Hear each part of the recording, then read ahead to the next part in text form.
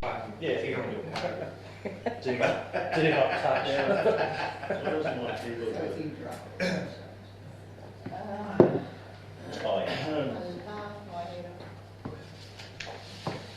okay?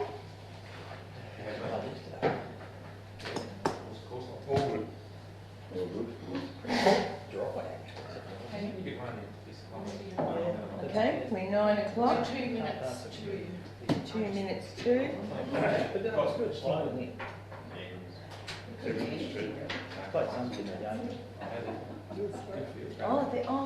there's the clock. It's a bit slow. The last video meeting was still on Valentine's. Yes, you can.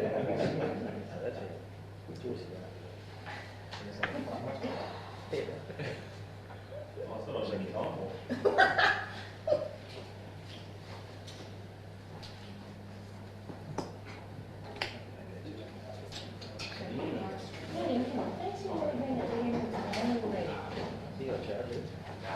Well, it's very nice.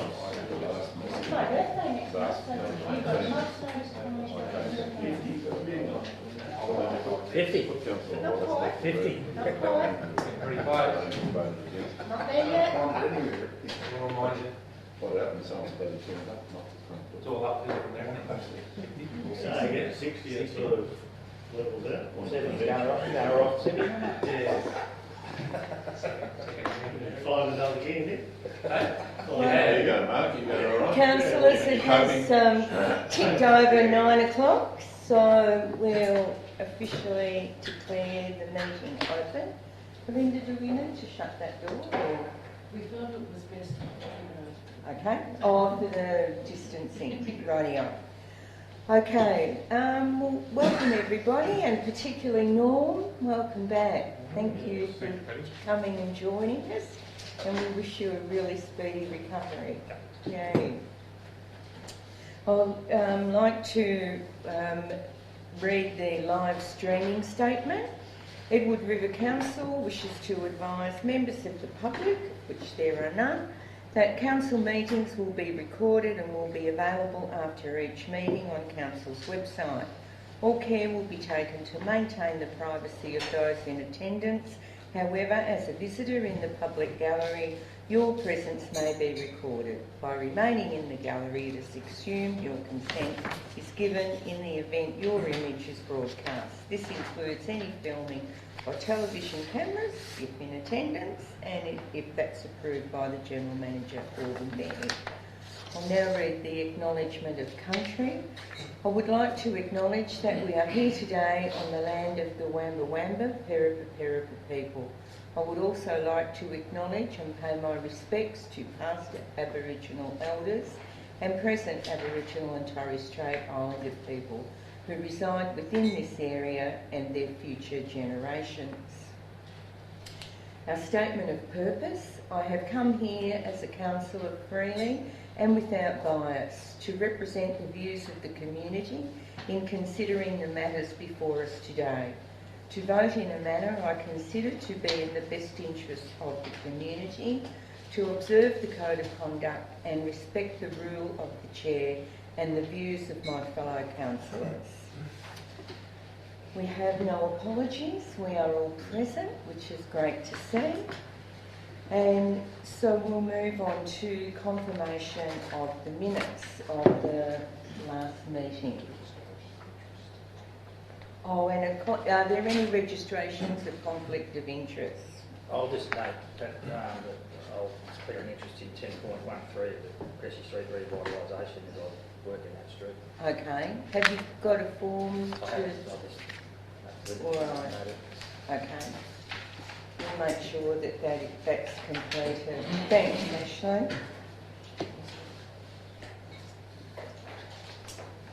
All right, so the confirmation of the minutes, would someone like to move that the minutes of the 16th of April meeting are true and correct? Thanks, Councillor Betts, and as seconder, Councillor Metcalfe. Thank you. Is there any business that's arising from those minutes? Yes, Madam Chair. Just in the attendance, our interim general manager is not noted as on the your diligence at picking things up is Yeah, read still in order. Well done. Thank you. I read the first bit anyway. We'll make sure that that's included. Thank you. Anything else, councillors? No? Okay. All those in favour? Carried. We'll move on to reports. And the first report is the investment report as of March. Would someone like to move that that's true and accurate?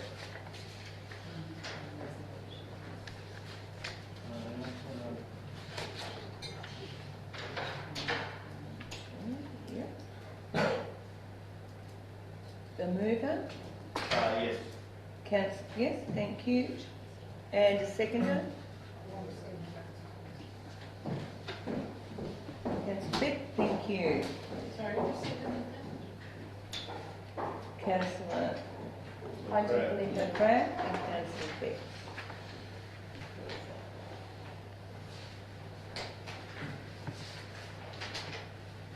Okay, the next one is the resolutions of council. Oh, excuse me, is it Madam Mayor? How do we address the Mayor today? Madam Mayor. Just have a question regarding the investment report. Is that all right to raise that? Yeah. You are. I just note the investment report,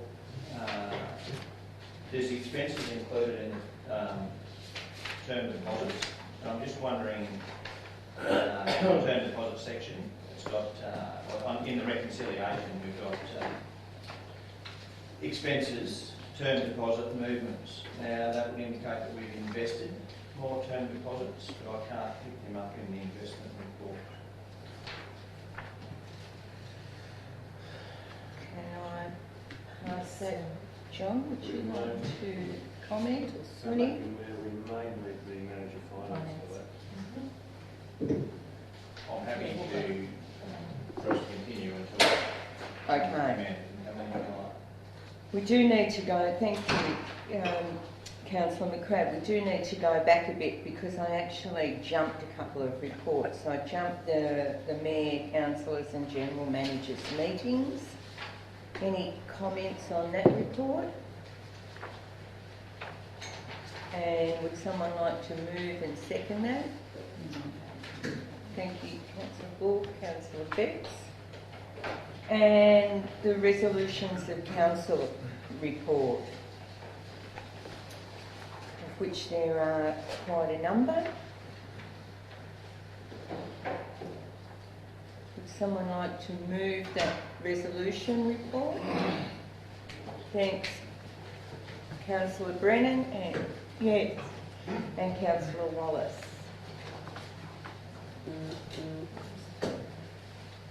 That was a resolution of council. Oh, thank you. Yeah, and the previous one, Belinda, was Councillor Ball and Councillor Betts.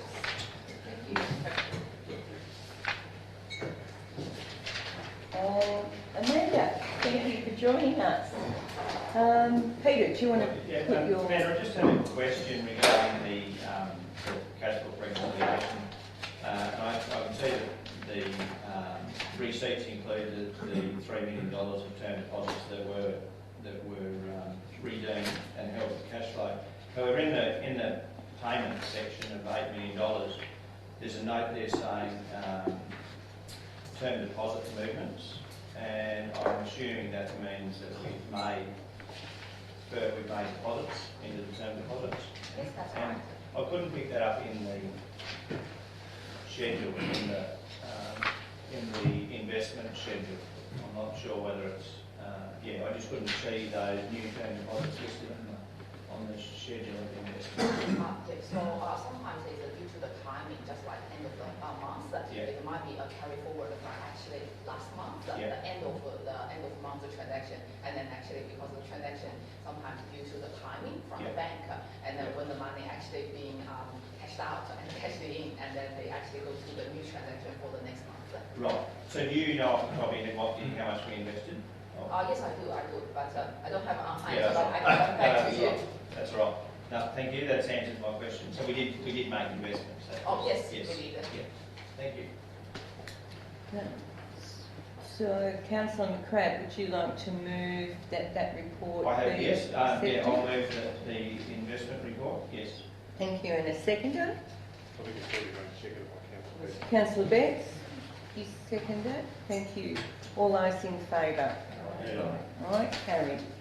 We're up Excuse me, to... Madam Mayor, just one point I forgot to mention, just on the list of, it's only minor this one, just on the list of detailed reserve balances in the typo there, it's got Canargo wrong.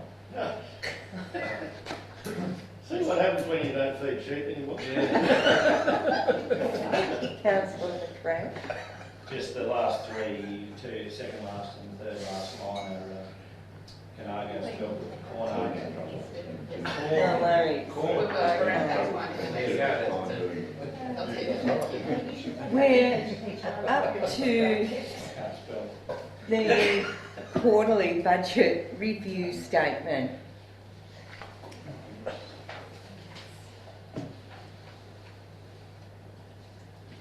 Any comments or any discussion, councillors?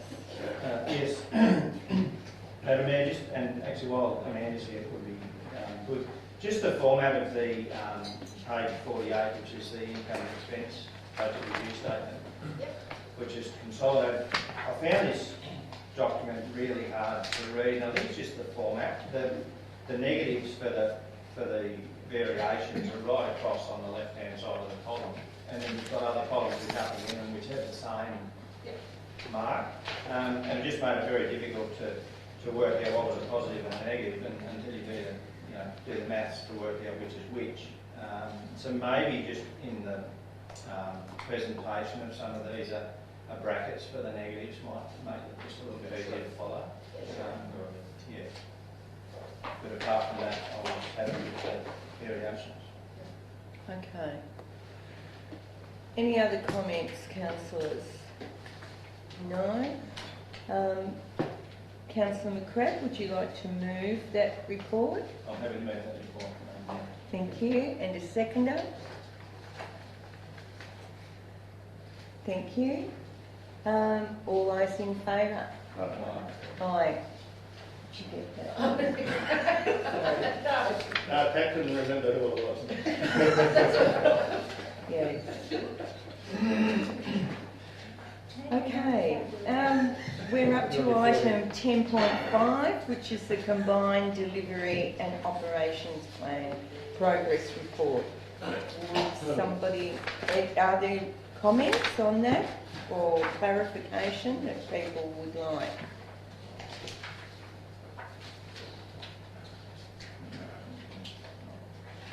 I found it to be a really in-depth report, and it's great to see that most things are tracking well. We look to be in quite a far more positive position than we were this time last year, with lots lagging behind. So can I just ask, with Ollie out of action, how's everything going, John? We don't have to stand, John. Some used to stand here. Yes, I had to get used to not standing too, John, because yes, we always used to stand. Jenny. Look, we've got Mark acting, of course, and Mark's got good experience, as you all know.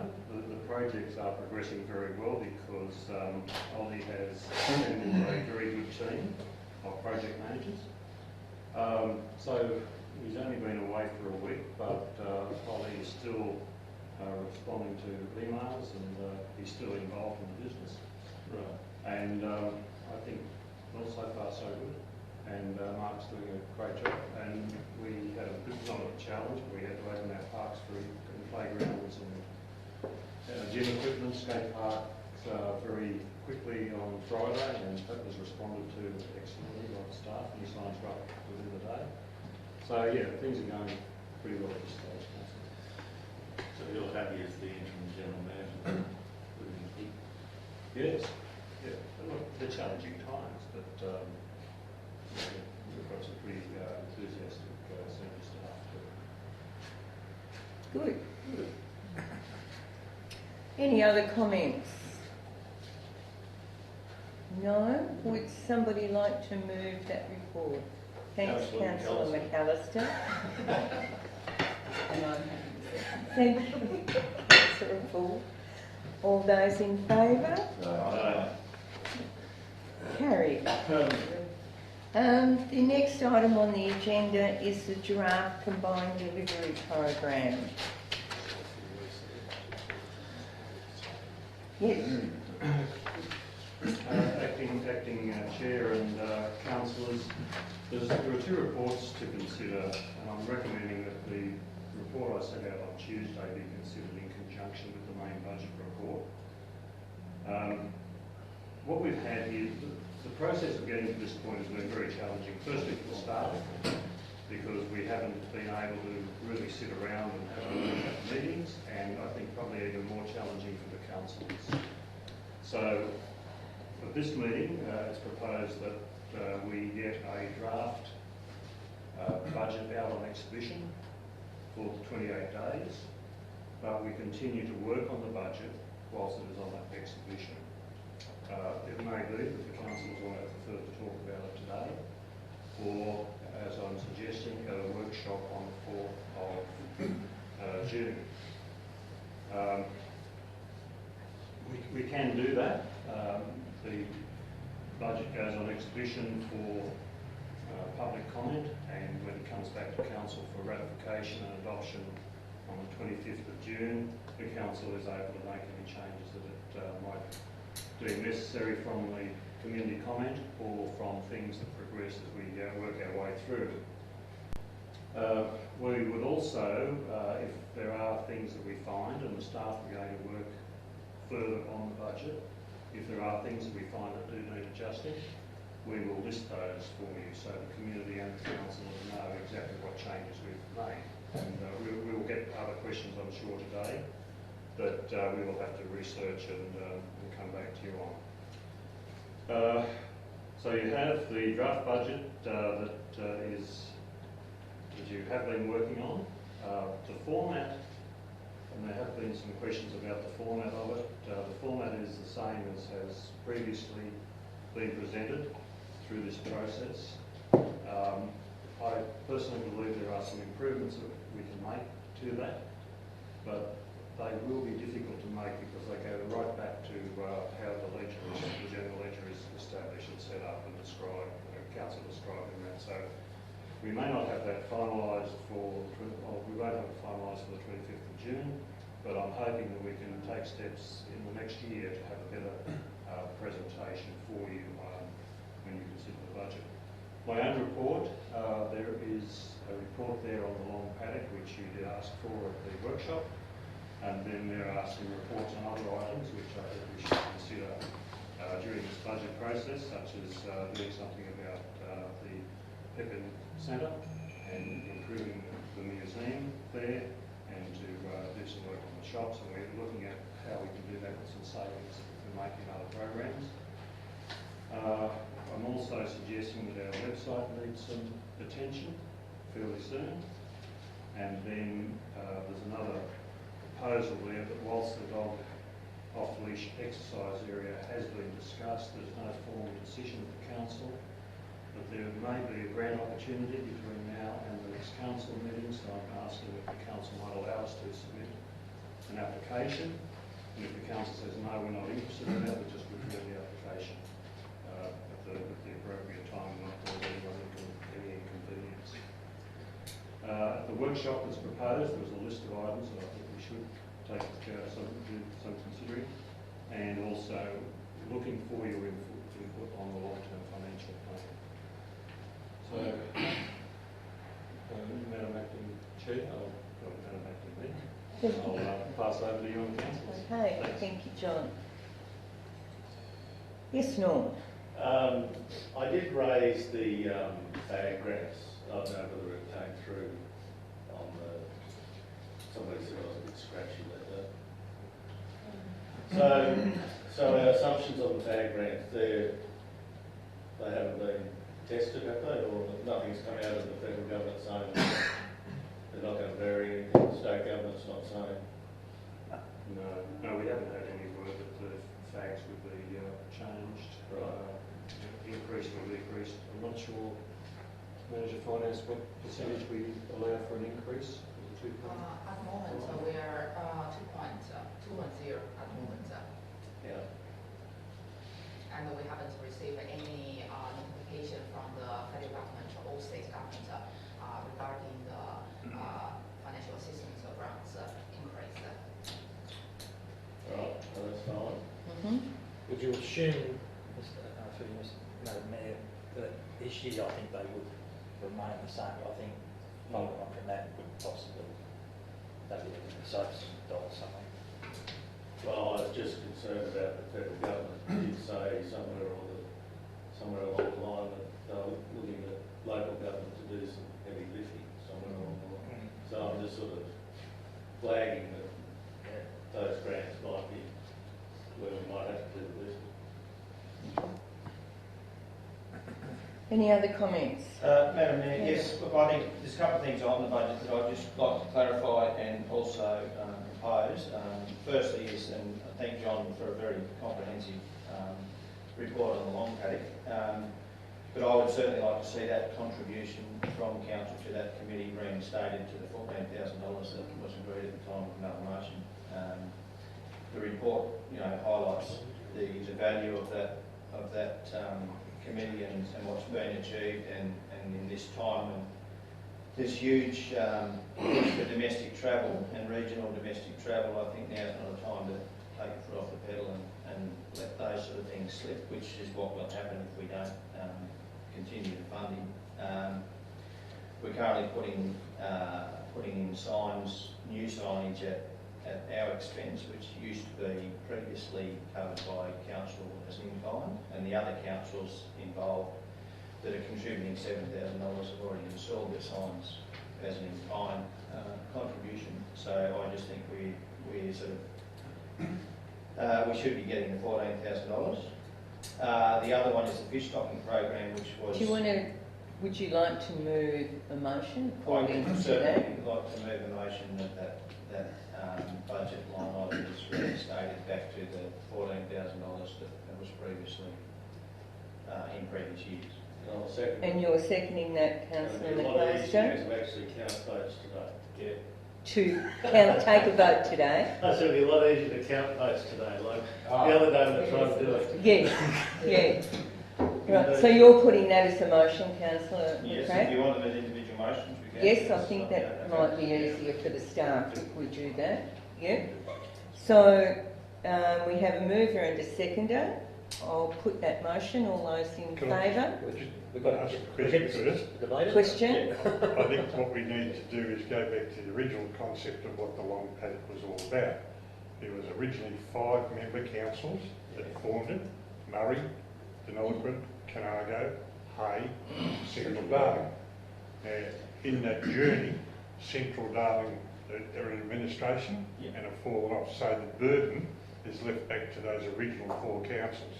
Regardless about amalgamations, now that potentially puts the long paddock in jeopardy of not being able to fund an operation. Now, I think we just need to keep that in the back of our minds, that if we want this to go forward, we need to fund it adequately.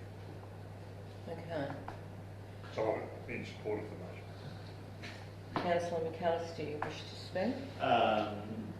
Well, I think it's, I agree with Norm that it's our brand, and I think from the initial stages, I think Carnargo was pretty much the driver of the long paddock.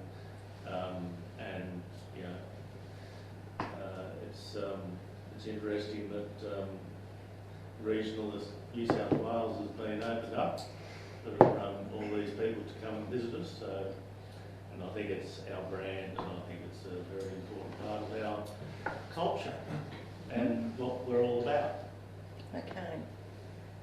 Councillor Hall. Yeah, I don't just. I don't talk.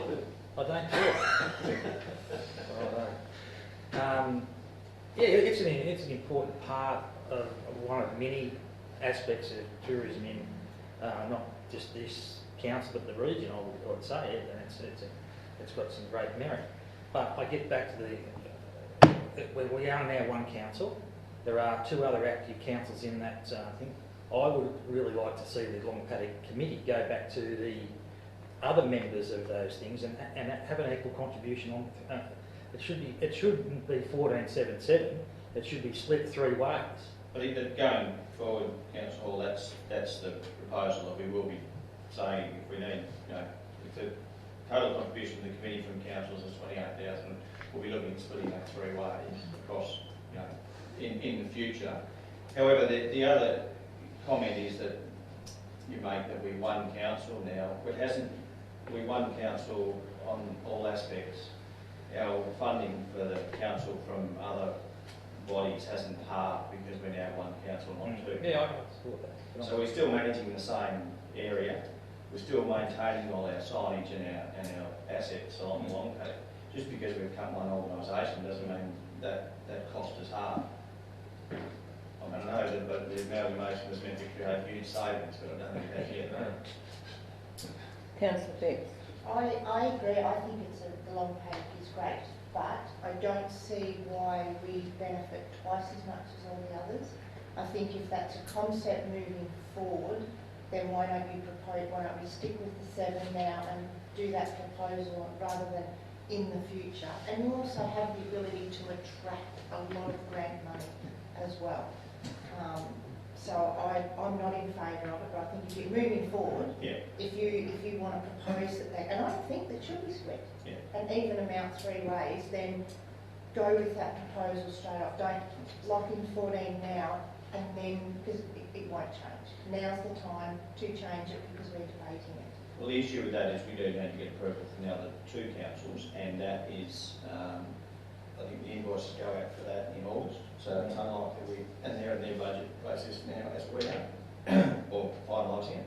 I don't think timing-wise that's wise this year, but certainly moving forward it's something we're going to look at. Councillor McAllister. I was first, then you can have Okay, thank you.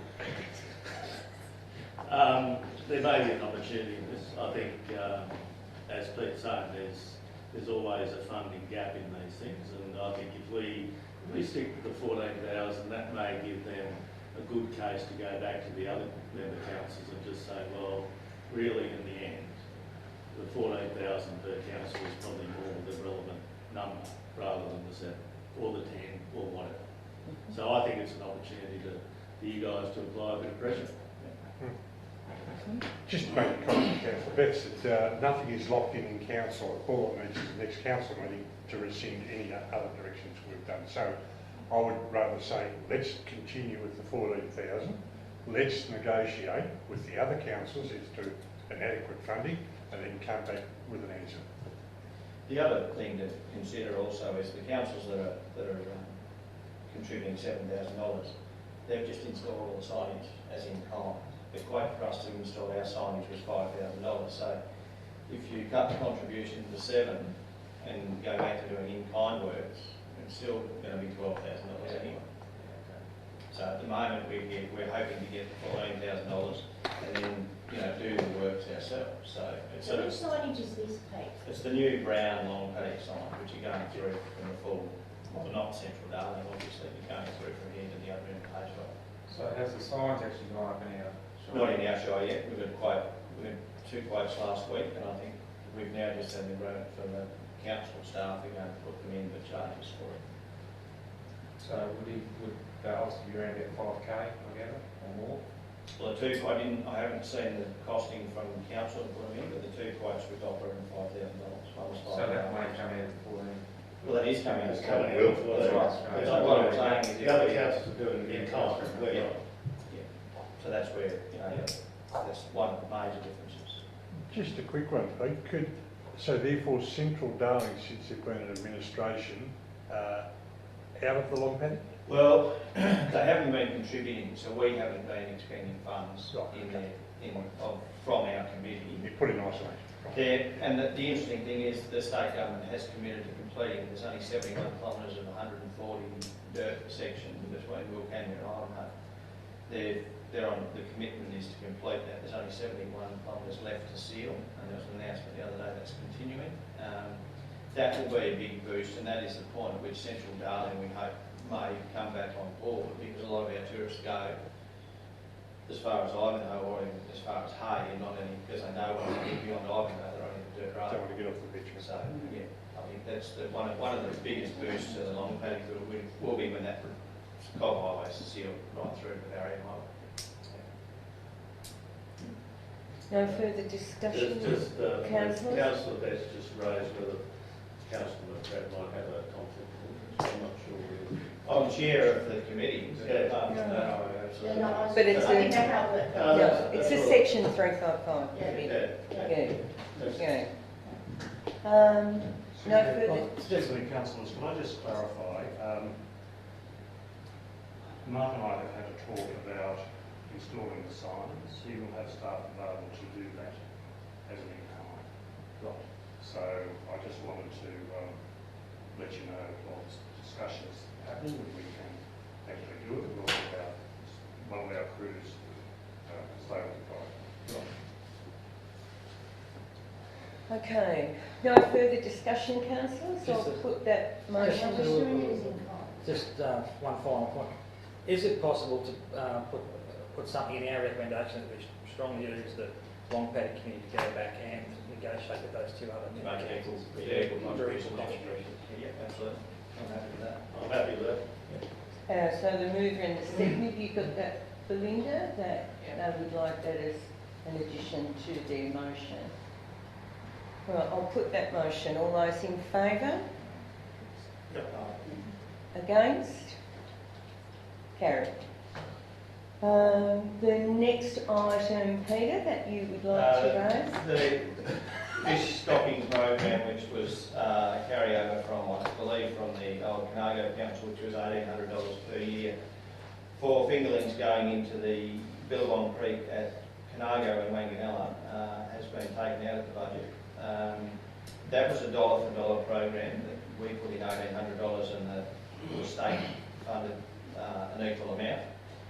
That to me, it gets back to tourism and bringing people to our areas. We've got a very good name for freshwater fishing in this region. I think that's one of the things that, you know, the ongoing restocking programs have been proven to be, you know, very successful. And I think it's for a small amount of money. But I would also say that if we wanted to stock the Edward River as well, we should potentially double that contribution and stock the Edward River as well. Just some clarification around that. Look, I know that the fishing classic, or whatever it is, that was in their mantra to restock the rivers. I don't know where they're up to at the moment, but I'm pretty sure that things will change in that space, that restocking will be back on the agenda. Yeah, I believe there was some restocking, not necessarily through Denny Council, I don't know, but there was restocking going on in the Edward, and I'm not sure aware of what was the value or whether it was a program that was co-funded dollar for dollar. However, I can only speak of what was in the budget that's not in the budget this year.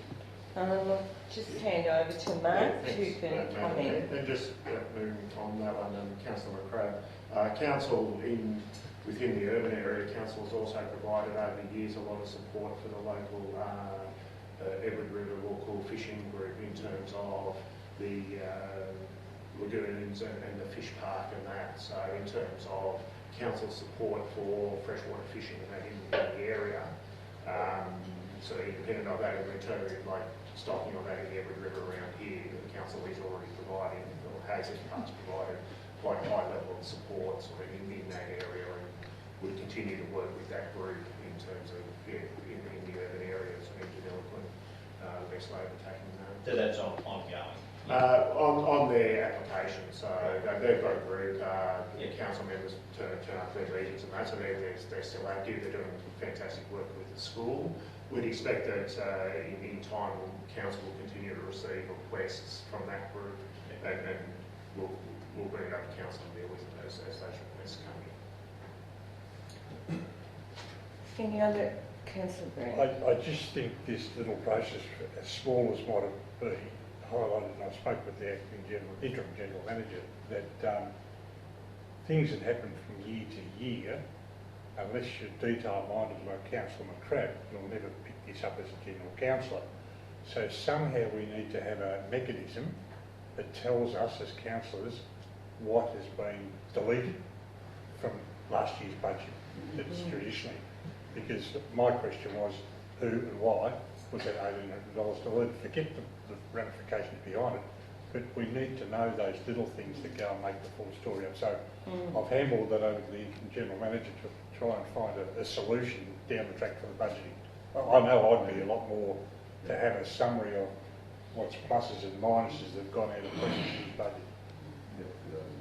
Yes, Would you like councillors, I do accept that. There are some things that are the domain of the council. It's not the staff's budget, it's your budget.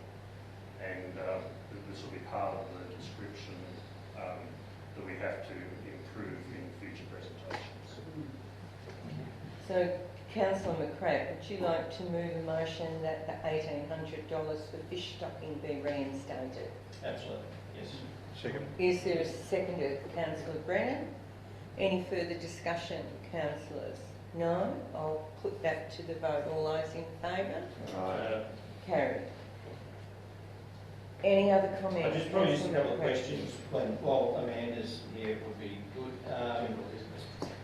Just the depreciation on halls in the budget has gone from $105,000 last year to $5,000 this year. And that has a big impact on the bottom line of that line item in the budget. I'm just wondering why or how that's come about. It's on page 208 in our business pages. The depreciation on public halls has gone from $105,000 last year to $5,000 this year. Would you agree with that? That's right. So one of the reasons has been, we have done the comprehensive asset revaluation back in February, like December, February. So there are some of our buildings, and especially like some of the non-specialized buildings that have been marked down. So some of the depreciation figures will be dropped. So that means our halls are in far better condition than we expected, or are far worse? Yes. They've been better condition. Yes. Through that process, highlighted as better condition. So they're undervalued. They're correctly valued. Oh, right. So I mean, that's a huge saving in my line.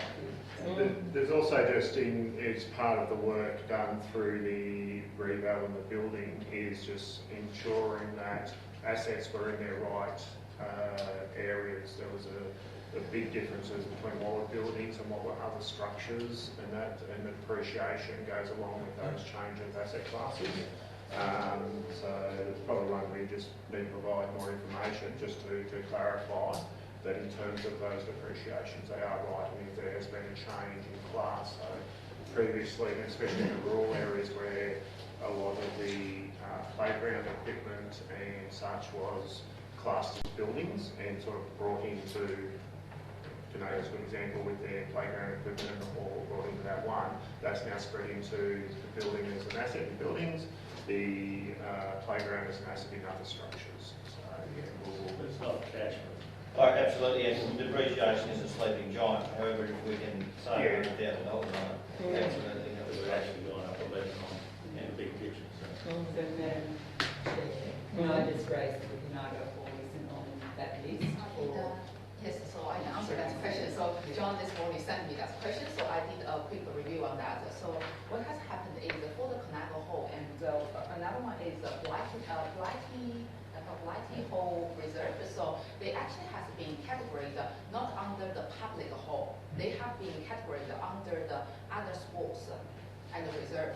The reason being that is because the differences between the real public hall is like the town hall section. So Conagra Hall actually having some of the different section there. So that's why we put them under the other sports area.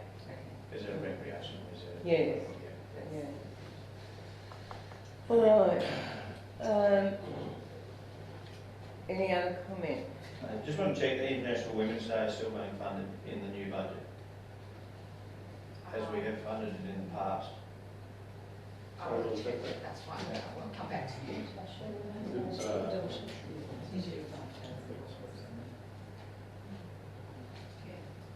I didn't see it. Let me check that was in there. Thank you, Madam Mayor. Okay. Would somebody then like to move the recommendation? Well, I just want to bring up something as well. Sure. I just want to discuss the retirement living. I did note that there was a comment made in the plan that we would possibly discuss and look to do something in the future with the retirement living. I think we need that a little bit more detailed and probably some discussion around that, maybe specifically for a workshop. I know we've got a meeting coming up. John, might be. Just to discuss, but I think we need to look at some budgetary lines for a potential for a borrowings to service this or get this seed funding going. Because I said if we don't put it in this year, I don't think we can afford to leave it another 12 months and wait. We need something kind of. I thought we might have got a report just to. We have got a comment in the comment There's a section comment of there, the report that we may be taking out a line specifically for the retirement living. That's if the budget. grant comes through, isn't it? No, that we may take a line. There is a chance that we will need funds for preparing the lodging of DA this year, because we anticipate the rezoning will come through a little earlier than we might have thought originally. But there is also a reserve that has 375.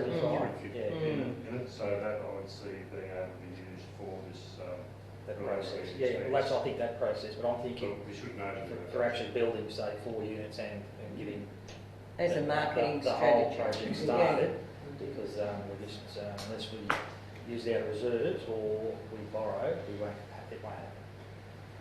Councillor I would just ask the question of the whole council of if we're going to go and borrow, that should be our last resort. What is the options that we look through? What is internally there at the moment? There's $7.7 million of unrestricted funds there. Not internally, not externally, but unrestricted funds. It's in the documents. So is it better to look at allocating some of that as an interim to get this process going one step further? The General Manager and myself have talked about that it should be an individual cost centre, a unit by itself, and looking at it that way, I can therefore say that if the council did put in X, Y, Z into that fund for them to start to operate, well then the fund would pay back to council that money down the track. Now I'm just looking at the options before going borrowing. Borrowing should be the last one that we need, especially in the situation we're going. You know, why would you go out and borrow $1 million, $2 million when you've got $7 million in your own money sitting there earning bugger all, excuse me, the French, but you know, it's mine. Anyway, just food for thought. I'm not saying that. That's something the council will discuss, but it's not bad practice to borrow money. I think that's the thing that I know that the previous Canard Council was zero borrowings. That's fine, but the money is so cheap at the present stage. It's cheaper than what we probably would get it. We're probably earning better interest with the $7 million in the bank than we would borrow. So you've got to look at an individual case-by-case scenario. Yes, I think this has got to be a separate business model in terms of standalone, and having a loan separated to that, I think would be more sensible than using your council reserves. It's a long-term visionary thing for the community. It's a generational cycle. I see this as a 20, 10, 20, 30, 40, 50-year project for this council, but we desperately need to get it going. Councillor McAllister. Given that we've been down a lot of rabbit holes on this project, you know, with Southern Cross and various other tenders and all that sort of stuff, and we've applied for grants, and you know, I don't know where that application's still live, is it, or still live? May not eventually because of what's happened in the last couple of months. So essentially we're getting back to the conversation that you're having, that Norm's having, in the fact that, okay, if we're going to do something there, it probably has to be done with our own resources. Now, I would just like to know how the other councils like Berwick and places like that, who have had a history of doing these projects, actually how they have funded and their model of how it actually happens, right? So I think that might be a better thing to do to start off with, is have a look at some really live ones that are actually working and you know, have a long history of actually, you know, of evolving, and just work out how they're actually done, and that sort of gives us a model to actually move forward. You know, given that we've been down all the other things, you know, we had been through the tenders, we've had people look and then disappear, and fundings and grants. I think the grants are things you can kiss them goodbye at the moment. So I just would like to get a bit of background on how other councils of our same size actually do it. I'm wondering if it's worth, Madam Chair, scheduling that as an agenda item in The workshop, that it is scheduled as a workshop item, and I just clarified with the General Manager that we can approve the budget and then take out a line, and if that's what's determined to be the most appropriate action, we can take out a line throughout the year anyway. It doesn't have to form a part of this actual budget process. But I'm sort of saying, let's have a look at how And other we can have a look at how others have done it and bring up the best model. Yep. Yes. I think in discussions that I've had with Rowan Perkins, the General Manager of Berrigan, that a lot of their development has been private. I know. Yeah, so I agree with Councillor Callister, let's analyse what neighbours have been doing and whether that's applicable to us, we then make the decision. Because one of my namesakes actually started the project many years ago. Any further I might comments, have had some money the other councillors, in terms of the draft budget or draft delivery program? Councillor Wallace. Well, Madam Chair, I was concerned about a couple of things. I'm concerned with Mark about the RFS contribution. Yeah. I've talked with John about it, and although it's under control, I don't know if under control is the right word in this budget, but next year we could be facing a fairly hefty increase, or I think we will be, of about 135,000 plus the increase that they're going to give us. So just got to bear that in mind. But that's sort of a bear that's nearly out of control. I was a bit concerned about the rural cemeteries budget, but I'm now convinced that 10,000 is probably enough for that budget, so I'm happy with it. Yeah, that's about it. Any other comments? No? So just on the rural fire service, is that under control or is it just out of control? Like there's ins and outs, and you know the government comes in and sort of builds it up. So net.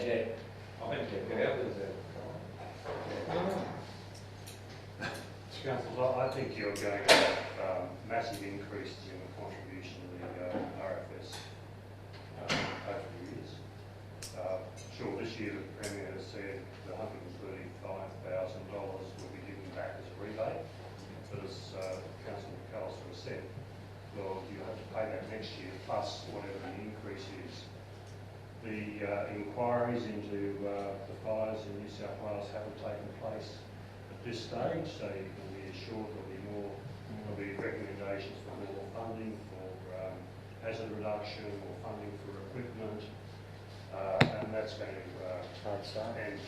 that will come back into local governments' pockets again. Even though I think insurance pays about 8%, there's still 10 or 12% that's treated by local government. So, yeah, it's they're increasing the cost that one. But it's been the same argument over the journey, Norm, that we've got no control over the RFS stages and we're supposed to pay it. And the next one they'll log on is depreciation on the buildings, which we don't at the moment recognise. Somewhere along the line, state government will say, well, It's yours. Yes, yeah. I'd be interested in your comments, Interim General Manager, on the debate about rural fire service assets and local government and ownership and appreciation. Well, I think since the RFS Act came in, that should stay in the state. They basically took over the responsibility for the service, which was a responsibility of the councils. For the old bushfire regime, bushfire brigade regime, but my thought is it's really stayed. Yeah, but it's an ongoing discussion. Because there are a lot of other contributions that councils make to keep those brigades viable as well. Whether they're in kind or they're cash contributions to little improvements in extra equipment. That's really something that the what we call now, Yeah. should be really taking up and Yeah. pushing very, very hard.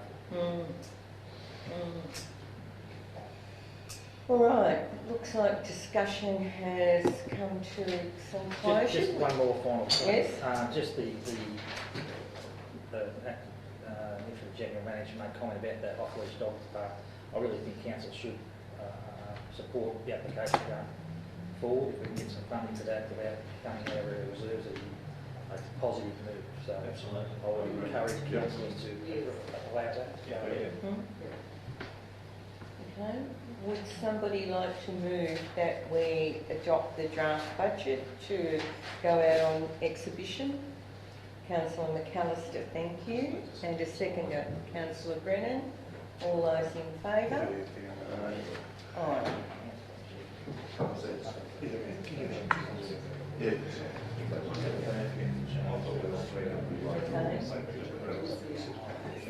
Right, okay. The General Manager's just brought to my attention that the recommendation is slightly different from, there's two reports. So there was a report that went out in the original papers that was identified as item 10.6. Then the supplementary report went out as item 10.1. Do we need, I'll move that. you move that, Councillor McAllister? Second is And Councillor Brennan? Do you want that read out, that the supplementary recommendation, or are people really clear on that? This one's got 4 parts. The 4 parts, That was the yes? long paddock and everything. That's right, That's been discussed. Absolutely. Yes, okay. I'll put that motion. All those in favour? Right. Carried. Plus the motion you had about the long paddock as well. Yes. So there's actually 3 motions. We've already moved those. Yes, that had been passed. Yeah. Yes.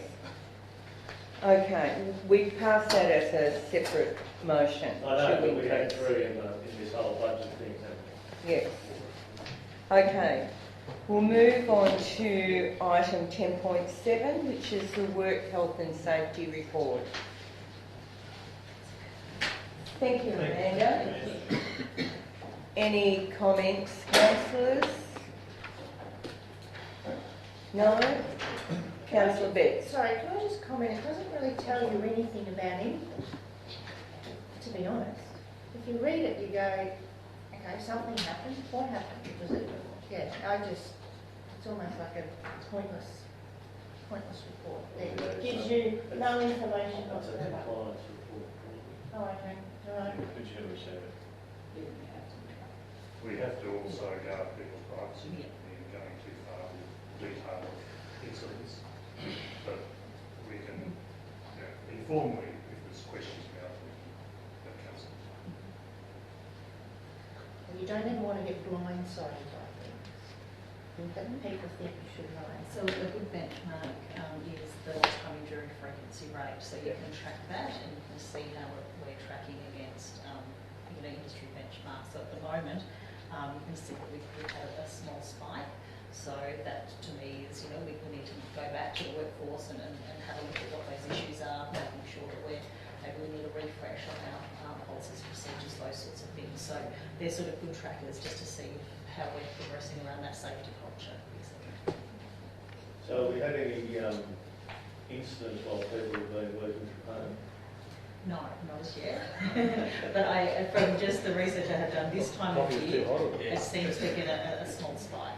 It seems to be a trend. So what's the go then? What happens if somebody slips over in their shower while they're working from home? They haven't started work. They haven't started work. So I would argue if they're in the shower, they're probably not working. Well, in the But- kitchen, say. Yeah, so Well, they there trip over a is, dog or something. yeah, there is liabilities there. Shouldn't have dogs in the workplace. Sorry, son. Yeah, no, there is liability there. If we are working from home, there's liabilities back onto council, and that's why we sent home with everybody a bit of a checklist to make sure that their desk space was ergonomically correct, etc. So yes, we do have. Some So liability. did we have to inspect that, or do we sort of just... We sent that home for people. Well, given that we were in COVID restrictions, that would put other staff at risk going into other people's home to inspect. So we sent around, a framework of what people needed to do. FaceTime them, get a photo. Just on that question, when are they looking to potentially even the front desk staff come back? Just as a... So we're going to talk about that next week actually with the directors and managers to just see what we are permitted to do and how we can do it safely. So in the next couple of weeks we'll be working on a plan of return. Because I imagine with the rates due, everyone will be jumping up and down wanting to come in and Yeah, they can jump in and get a phone. absolutely, they'll be wanting to, well, people will just assume that if they've got to come in and pay their rates that next week, that there will be someone needing to do it. Councillor Wallace. I move that the report be received. Thank you. Is there a seconder? Councillor Bull, thank you. I'll put the motion. All those in favour? Okay. We'll move on to the Environmental Services report. The manager is on standby if you would like to talk to her about anything. I'll move the report. I'll second. Okay, we have a mover and a seconder. Any discussion, councillors? No? I'll put the motion. All those in favour? Carried. Did you get the mover and seconder? Okay. We'll move on to the Capital Works Q3 report. And Mark, would you like to make any comment? I'll move the report, Chair. Okay, thank you. How are we going with Wood Street? So both with the report in the councillors, both the current construction projects being Shutt Street and Wood Street, they have been finished the pavements, ready for sealing, probably ready in that position earlier this week. Unfortunately, with the current change to weather, whilst some people in the community like that, we're waiting for a break in the weather to finish the sealing. In terms of the pavements and that, so all that construction work is finished. Wood Street, they were doing the backfill behind the curbs and just finishing off reinstatement type work. So The drainage issues, Mark, have they been addressed adequately? yes, the drainage issues have been adequately addressed within Wood In Street. whose mind, ours or theirs? In terms of either in ours or the contractors. No, the residents. The complaint. We will continue to agree to disagree with the residents in regard to that. So with that recent large storm, the backup in the system was more from the lagoons and the management of the lagoons rather than a local drainage system. So we are going to review the with the lagoons, because that area is actually connected to the Western Lagoon system. It comes down Napier Street and goes on to the library side and then into Gorman Park there. So we're going to investigate just the weir down at the end of that system and being able to put in some spillways and overflows so that with the operation of it, there is just that lower level spillway so the water won't back up into those areas. Now, That's in essence a private weir because it's on private land. That's not council. Historically, we've had a good relationship with the property owners and continue. And so we're discussing with them and what works we can do there, just to put in a bit more contingency and a lower spillway. So that's a long way from where these people are supposedly getting flooded at Wood Street, isn't it? So it'd be very hard for them, the residents in Wood Street, to join the dots. So to Yes. speak. Yes, yeah, we had that discussion with them, but yes, it is when they're seeing issues in their street, and we're talking, well, it's 2-3 k's away. Yeah. During that time, we did do investigations following the system through, so we followed through all the pits from Wood Street, right down Napier Street to the lagoons, and it was clear that there was that level of water throughout that area. So we had the Wood Street issue and we had the Russell Street issue, which again is the same part of the system. So previous reports we've had on the drainage system has noted that as well, that in large events, it's down to the management of the lagoons. So are our triggers that initiate action at those lagoons area, do they need to be reviewed so that we minimise impacts on third parties upstream and whatever like that? Yeah, so then I know we're probably doing that traditionally. Yeah. Do we need to review it? Yes, we do need to review. So they've been reinforced with the current triggers we have, but again they do need to be reviewed. In any risk management area, the first thing is to engineer out the issues, and that's where we're going to look at the lower spillways. The least effective method of dealing with things is to rely on people to do things. Just have processes, because there's always a chance processes, for whatever reason. So that's where we're looking at it, a way of engineering out. We still maintain the processes around reducing that level, because that's a great airspace so we can get ahead of any storms. But we just want to put in a bit of a fail safe to say if it gets up to this level, much wider spillway. Just some clarification around remedial works, like it was brought to my attention, say that Wood Street project, the curb guarding has been dropped significantly in terms to where it was in some people's nature strip, or it seems to be. There's one nature strip there where the grass is now, I would say, a foot higher and it's dropped, and clearly a major trip hazard. Yeah. Whose responsibility is to remediate that and make that safe? It'll be council's responsibility, because ultimately if it was sort of deemed or understood beforehand, before the works, that it wasn't an issue, and with the... Well, it was all level, it was nicely grass, with a person's nature strip, and yeah. They've got sprinklers, they've got, now it's that high above the concrete, curb and guttering, and it just drops, and I think they're all saying, well, what happens now? Do I better go and dig all this back out? No, I'll go and have a look at that. Yeah. That's part of the rent statement. Yeah. So when we move them, so we do move the levels of curb and gutters to get them to fall into drainage, and try not to have excessive ones. But where there is that, the designs allow for a better back. So it's up to the contractor to make sure that it all works, but it's up to council to ensure that it works and there's no ongoing concerns or that to adjoining property owners. Well, this gets back to the communication side of things, and I think when we do these projects, and it's just when they have meetings with the landholders, I think these type of things have to be explained, because they then go into a fizz once the project's nearly completed and they see this, and they say, well, where am I?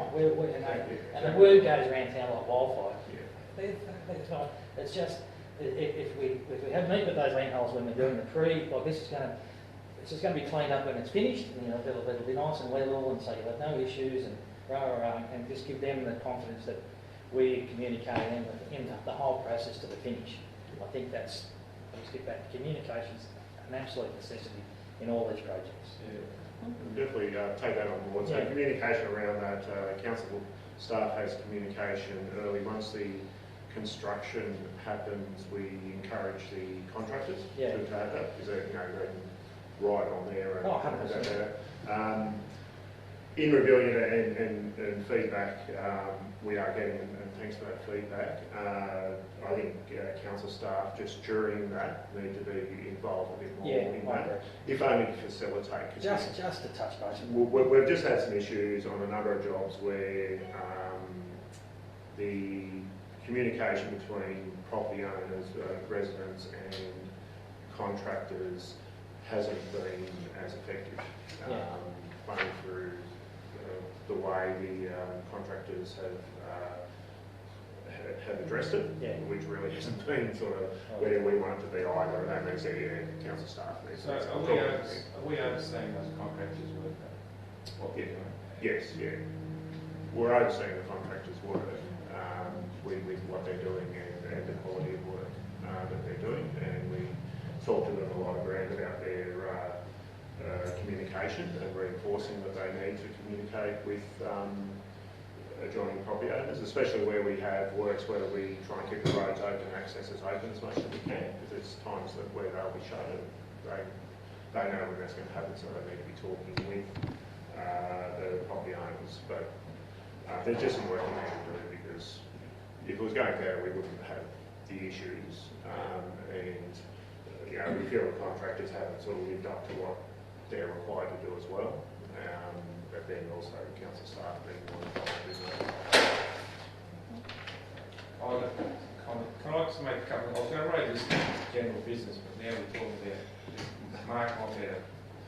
I just want to make a comment about the new levy bank on the Finley Road. Let's say you see McLaren next. Moneywall Corner. The new road we're doing there. Sorry. Well, it is a levy bank. I mean, I like it, it's been raised probably a good metre or more than what it initially was, and I'm assuming it's going to go all the way to the power station or the canal. Is this correct, Mark? So part of the works we're doing on behalf of RMS there at the moment. All right. Can I just raise I'm not as on top of that job, so unfortunately I'll have to take it. Right. Well, I just want to know who designed the road. Was that us or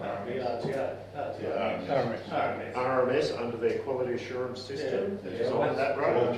Well, okay. So we're only doing their works here. I realise we've contracted to. So where are we in regards to the budget and also the time frame for that completion? Because it seems initially it was going to be completed by July.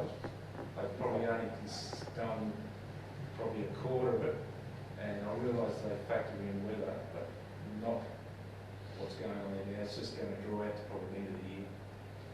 So with that project, we had a meeting early this week with RMS about they're planning for works next year. So the original project was broken up into 3 stages, 700, 700 metres each. So the first stage has been completed. RMS have given the go-ahead to complete the second stage, which is 700 metres. They did advise us, and I was talking to John in our catch-up earlier in the week, that due to changing priorities, they can't commit to the third stage, sort of the final one. So next year, running out of money? Not well. They have less money in capital, and therefore have to prioritise what projects in the region. Well, this is where I'm coming from. If they raised it a good metre, why couldn't they spread that rock out on the other section? Because I think it's ridiculous where they're actually coming from. I know it's a new road, but I find it's going to be a hazard from the batters, the side of the roads. It's a fair drop-off, and it's going to be an issue.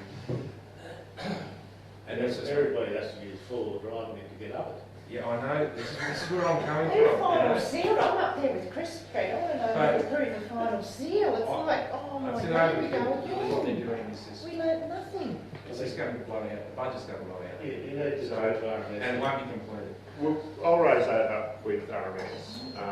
When we priced the job, we did highlight to RMS what the cost of doing the work is, because just to meet the quality requirements adds a fair amount onto the job, and they were happy with that, so they accepted. So the costs at the moment are in line to under what the estimates were, so they're happy with the pricing we're giving them, but just in terms of what's... And I just assume on the 10.11 item, they're going to be bringing in more rock. Can we just complete? Yeah, I realise that this is all related to... Nick, it's not No, not our issue. No, can we just relate the comments to the issue that's on the table, which is around the Capital Works quarterly I update? don't think it is, because they're doing the work. Oh, I thought it was because we're actually doing the work. That's why I raised it. You're raising design issues, Nick. Oh, no, it's not just design. It's not our capital works, we're a contractor. Yeah. That's right. Councillor McCrae. Yes, through you, Madam Mayor, just the, can you just refresh my memory of on the table, the colour coding system, the blue, yellow, green and red. And then I'll have a question. Okay. So through you, Right. Madam Mayor, and thanks, Councillor McGrath. So the blue lining up with the quarters is when as says there, planned delivery. So the blue in of itself looks like it's the original one, and the orange is highlighting where projects have moved to a later quarter. In the status, green, yellow, red, in line with our operations plan, sort of on track. So just a question then on the aerodrome ULP tanks, $100,000. That's obviously not going to happen, I would say, in this financial year. Will that then fall into carryover project? We'll be putting that into for the carryover. We had original discussions with the fuel provider out there at the moment. Aero Refuelers, they were very keen. We've tried with local suppliers. They're not very keen on it as well. So at the moment we've gone back to Aero Refuelers because the comments we've had to date have been, they can't see the viability or the cost. So we've gone back to them and said, well, give us the cost. That's our call of whether we think it's viable or not. Just put a project in front of us for it, and that's yeah. So in that project, they would be the provider and both similar to the Aero Refueler setup, that it's their setup on our land. So that's our preferred way of doing it. Yes, and they don't see the value in doing it. Not in volumes. They're very happy with the current the current avgas, and that's been working well for a number of years. But they just can't see the volume in the year or two. Councillor Brennan. Just mark that waste management Davison Street side, it's at the Evans Street where all the tip and rubbish is. Yes. Right, okay. I always look to see the red ones first, and I noticed that we have got only 2 red and they're both in the water area, which is probably a little bit concerning. That's one being the water reticulation. pigging and reticulation. Yeah. So in terms of the pigging, that's just as background, it's a sort of specialised process using a rubber ball down a large pipe. It goes in line with our scouring. Further investigations into that project, and has found that the cost to council to set it up to be able to get the rubber ball into the pipe clean are nearly as much as doing the job itself. Now that is work that is specifically just to get that into it. So that's what we're reviewing to say, well, is it worth spending all that money to clean a small part, given, we do the air scouring that does the 100+ k's of the system, and this is a couple of k's sort of on that main line coming into town, so that's sort of where we're at there. Divide the value of actually moving forward with it. the reticulation mains, 2 projects in that to do with Cressy Street work.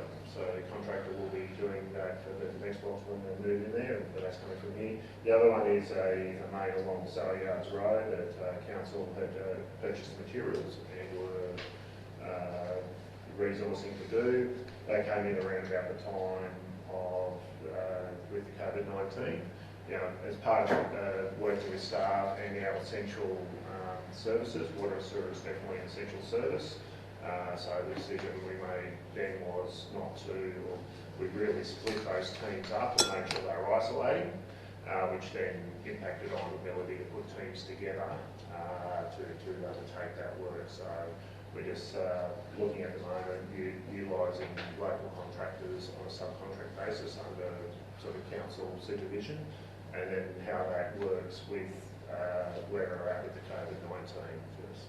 We wanted to make sure we were protecting, especially the staff who are involved in operating plans. Some of them also come and do project management on these projects. So.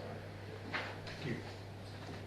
Councillor Wallace, did you have a I question? just wanted to ask if it's all right if I could ask who the contractor is that's due to start work on the hangar refurbishments.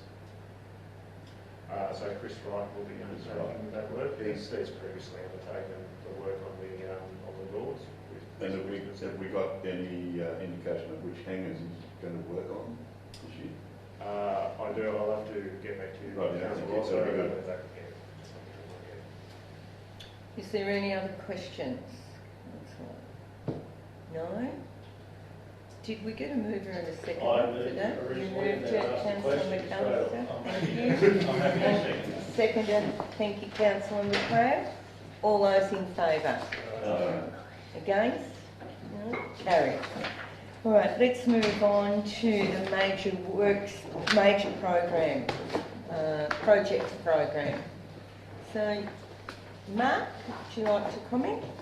Thank you, Madam Mayor. So the major projects program from Michelle Sienna, the major projects coordinator for current status of the projects under various funding programs.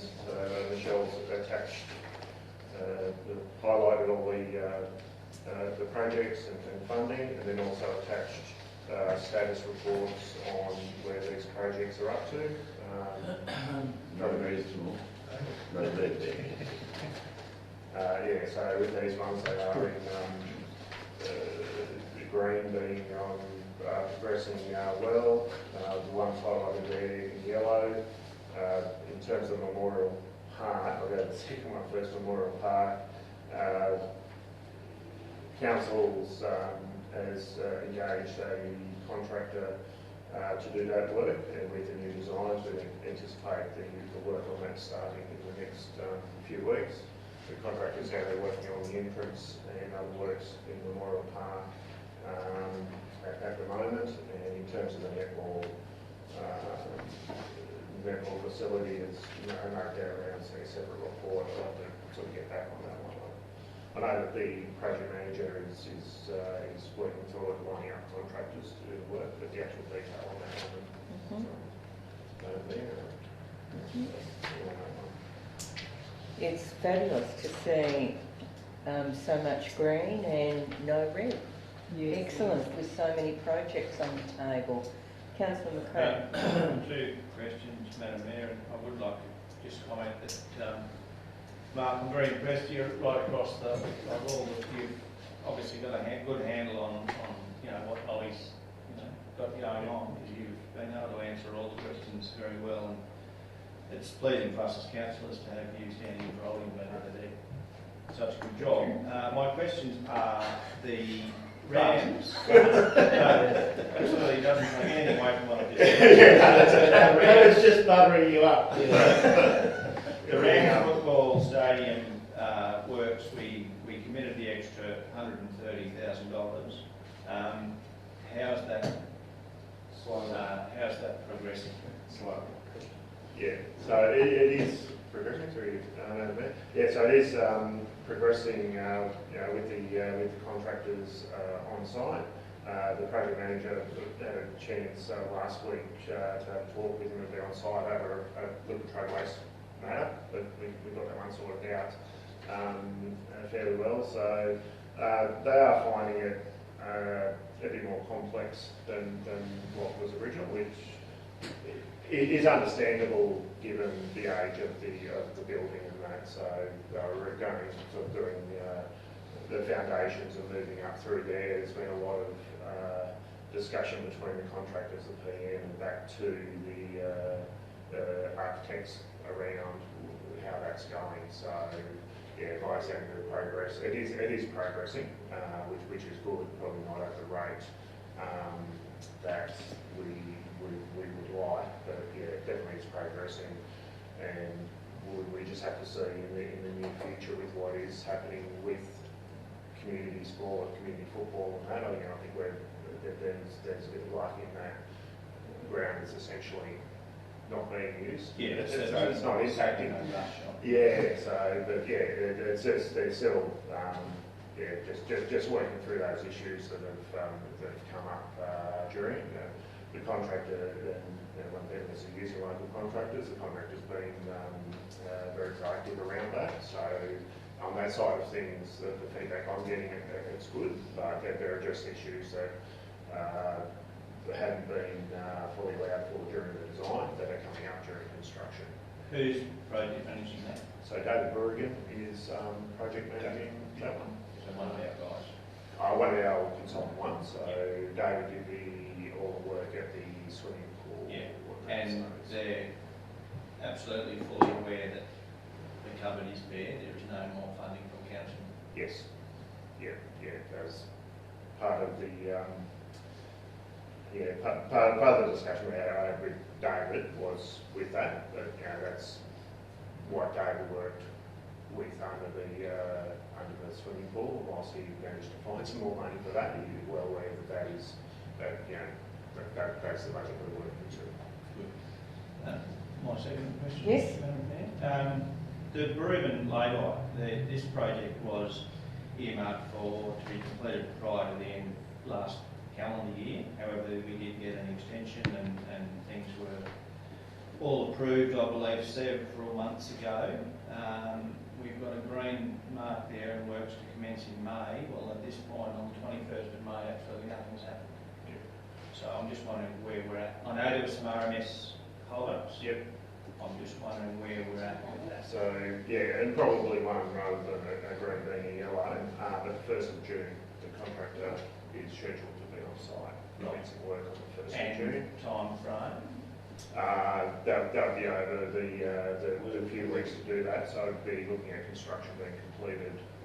So in June in the financial year, but that's with all the RMS. Approvals and that for it, which yes. Councillor Hall. Just wanted to go back to that RAMS issue.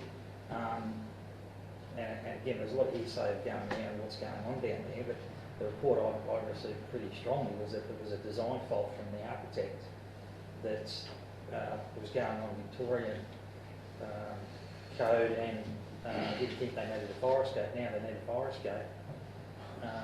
And wasn't budgeted for. Then I'm reading the town hall issue with some quoting with issues around the architectural advice and that type of stuff. It's very hard to kind of quote on things when the ground rules change. The whole thing was about the lift. Wasn't I didn't think they needed a lift at the start. Then they said they had to have a lift. My query is, are we getting the right advice? And it's very hard to properly cost these things up if they're going to change things at the death and the project's being put on hold. It puts the pressure back on the funded side of things plus the people doing the job. I think we need to probably explore this a little bit more than what's happening. I don't know if that's right or not, but I hope it's not. Yeah, I'll through I haven't heard those issues with that, but I'll definitely sort of investigate that. If you're hearing those comments, That's why I was told the site was shut down because we're in dispute with the architect and then we're putting it back on the architect to come back and give an Yeah. explanation around that. Yeah, and that's correct in that point, in that it's the architect's responsibility to ensure that they design a document in accordance with the, we use the term in accordance with the relevant regulations. Yeah. Now, you're a Victorian architect or doing work in New South Wales, you still need to do it to New South Wales rather than, now it's areas that the staff, the technical areas as the staff we're not on top of, that's why we use architects. But if there are those issues, we'll definitely chase them down. They have insurances to cover professional indemnity insurances. So if costs around neglect or just errors of those natures, we'd be looking at actions we can take. Well, it just puts a bad light on the owners who's trying to do the work. Yep. And it comes across and, oh, yeah, the job's stopped, oh, yeah, the Rams there, they're not doing their job, so you can see what probably as a council we'd be thinking if we don't get the full tax. Yes, yeah, no, that's, I think I'm bored. Councillor McCallum. That's where we're at. Different subject. The Crossing Cafe, it looks like there's been a fairly large expansion in the area that's going to be allowed to be sort of accommodate patrons. The question is around the restroom facilities. I just don't know whether the restroom facilities that are being built are going to be able to cater for the expansion of the area. I think It's got to be a standard. I know it's got to be a standard norm, but I did have the opportunity to walk through unattended with the plasterer the other day, and you have one urinal, one male urinal, Or a wedding. and you have one very large disabled toilet, and there's two female. What was there currently?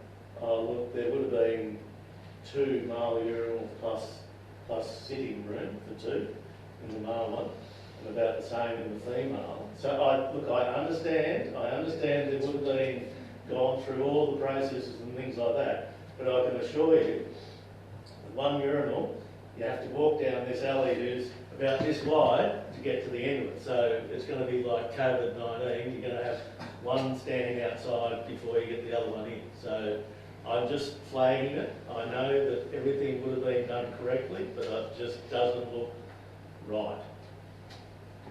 I must admit, can I just add to Councillor McAllister, I didn't realise they extended it more than probably 12 feet. Oh, the deck area's gone out, and so the licence area norm has actually expanded because of the tree removal. I think the area's expanded, but they wouldn't be licensed for that area. Yeah, they're always licensed for that area. But I'm just flagging it because unless you've got another toilet facility somewhere else that I haven't found. I'll take that on because the answer is, I know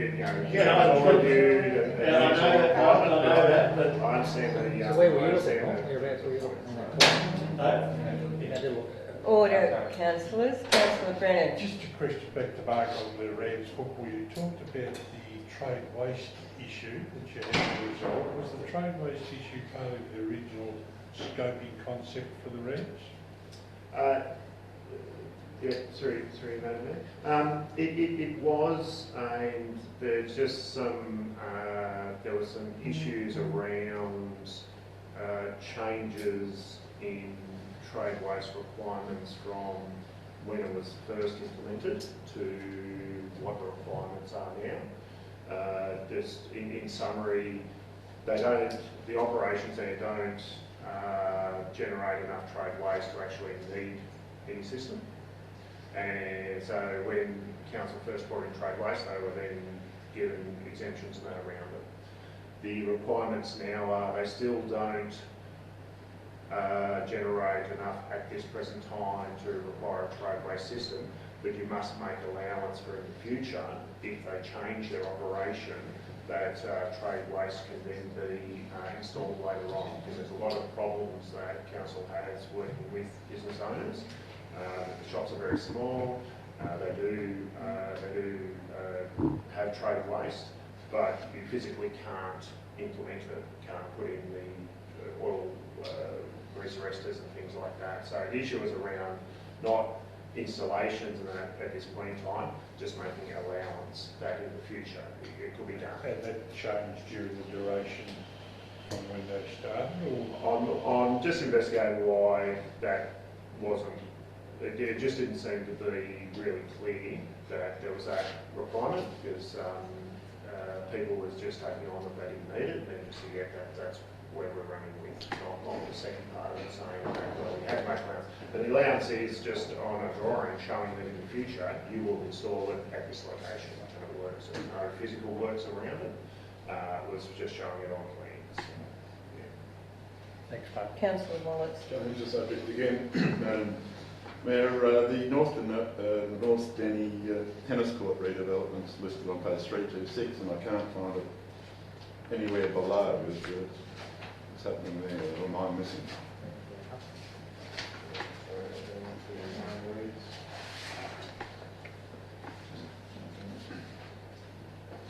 Yeah, I'll have to take where that one's up on notice. I'm getting a few inquiries about what's happening. So. Yeah, I was running. Don't let me down. No. Yeah, I know. My understanding of it is with the planning, some strategy documentation that's being done, and just where that's up to. It's the Just finalising out of the strategy what council is going to move forward with. There's a number of options ranging from small to really big options, and just where we're going with that. It says it's completed anyway. Yeah, the work's today, but we know that that's just the demolition work. That there is what council is going to do with it. Yeah, because the ones listed on 326 are the newest round of drought funding. Yes. Yeah. Round two. All right, no further discussion, councillors. Would someone like to move the recommendation? Councillor Brennan, and a seconder, Councillor Wallace. Thank you. All those in favour? No. Okay. We'll move on to the item 10.11, which is the quotation, supply and delivery of crushed rock to Transport New South Wales. Mark, do you want to talk to this? Thank you, Madam Mayor. And it does lead on from discussions we were having earlier. RMS, or Transport for New South Wales, they've had a name change. So Yet again. Yet again. So surprised. But they have stimulus programs related to the current situation, COVID-19 situation, much like local government and other areas of government do have. So the Transport for New South Wales staff contacted council to say they have a first round of stimulus money for them. They have to spend that money by the end of the financial year, and we're looking for areas to spend it. Can council do like it did 12 months ago and pre-order rock for the project? And so we're working with Transport for New South Wales. The council staff have facilitated that. So the recommendation in the report is just around ratifying that. The expenditures do deviate from council's procurement policy, so providing a certificate of exemption. The main reasons for those deviations are the quality requirements of RMS, of Transport for New South Wales. There are very few quarries in the area that can provide the quality of rock, so they're really caught with just getting it from Orsons. In terms of where RMS are going with that project, so they're not at providing as much funding next year, but from the discussions earlier in the week, they still want council to proceed with this, the supply of this rock, and looking at ensuring there's enough funding to incorporate that rock into the job. So that will be the extent of the work for next year, and then in 21-22 we'll be finishing the whole Lawson site project. Councillor McCray. I'm happy to meet the recommendation, however I do have a question. Sure. Is this private works that we're doing for RMS similar to what we're doing on the River and Highway at the moment? Yeah, through... Which work's been contracted to? Yeah, it's been contracted, so it's not private works. Council has a contract with RMS to deliver works under their RMCC, and that includes maintenance and audit work. So on large projects like this, under that agreement, under that contract, council is given first chance at undertaking this work. So they're just bringing forward works that would... They're getting rid of money before the They have this stimulus money. We're having to provide them with a weekly update. So, because they're under a lot of pressure. We used to do this in the Conago shop. Like at the end of the financial year, they would be trying to get rid of money, and they would contract us to move dirt. And the Yabba quarry, where's that? Yabba. Yabba. North Yabba. Family Cabinet. But Not like Cuba.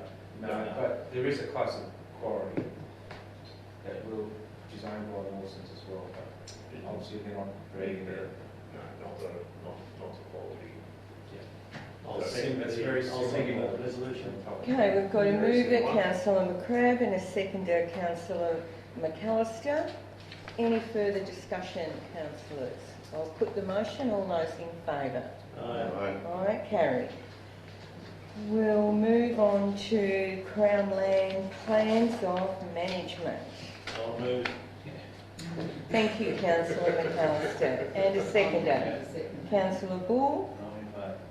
Yep. Yes, I'll put the motion. Not going there, Pat. No. All those in favour? Yeah. I Carried. think we need to commend the staff for the amount of work that they've done. So, probably, Totally agree. we probably Don't go there. No, Can't go there. just hope they're ready in the future. We'll move on to the item number 1013, which is the Cressy Street Revitalisation Project.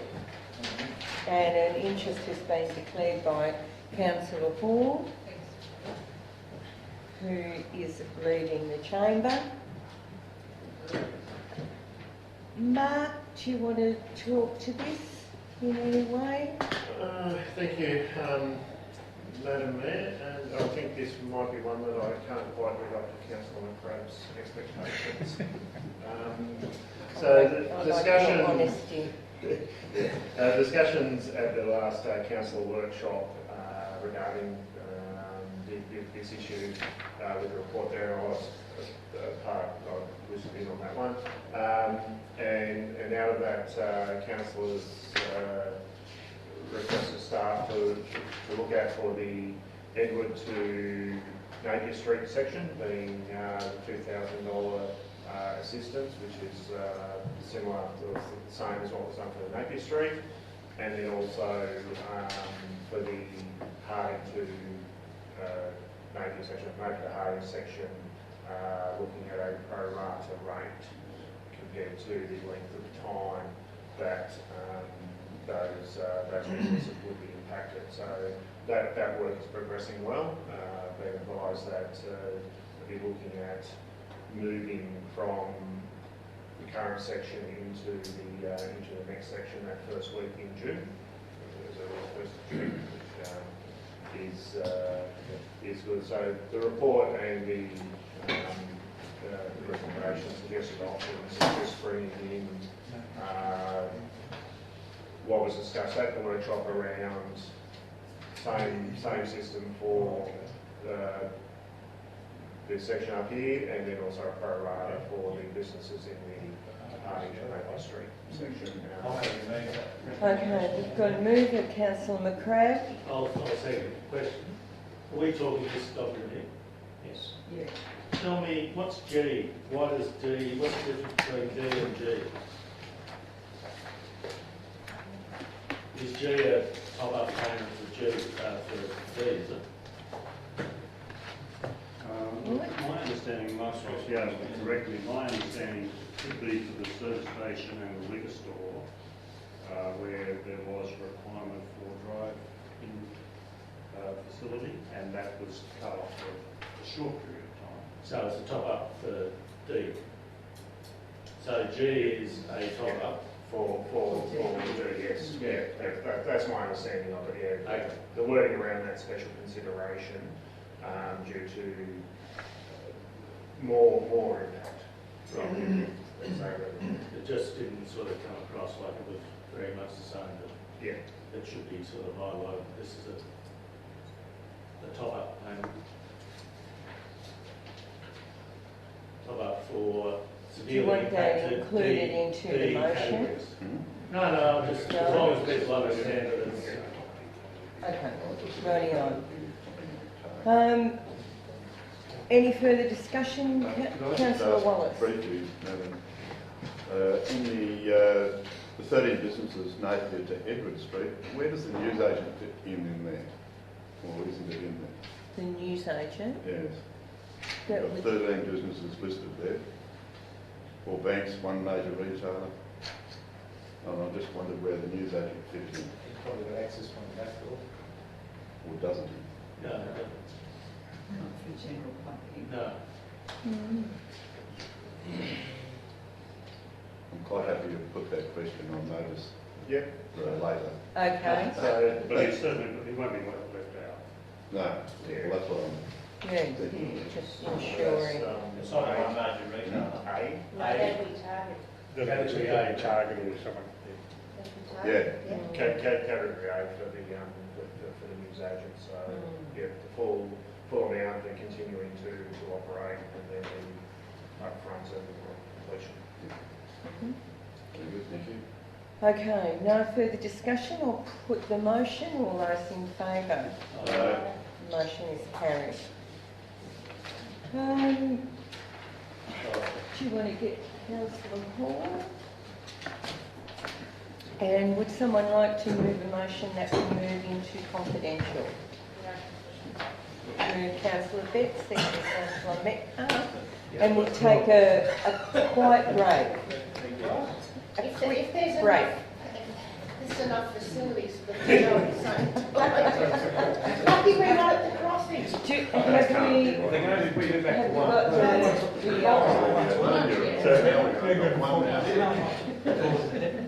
within the confidential council, recommendation 1 in regards to the Deniliquin Regional Sports and Entertainment Stadium Agreement, that council extends the current management agreement for the Deniliquin Regional Sports and Entertainment Stadium with Deniliquin Sports Parks Incorporated for a further 2 years from the 1st of July 2020 to line up with the contract for the Deniliquin Swim Centre.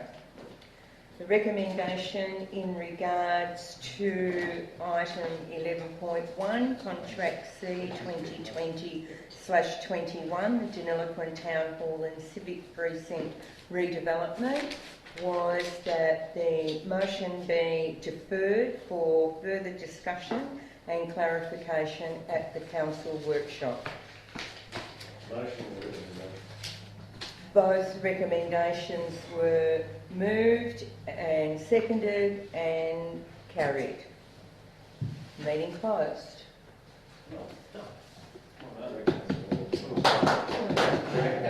Delayed because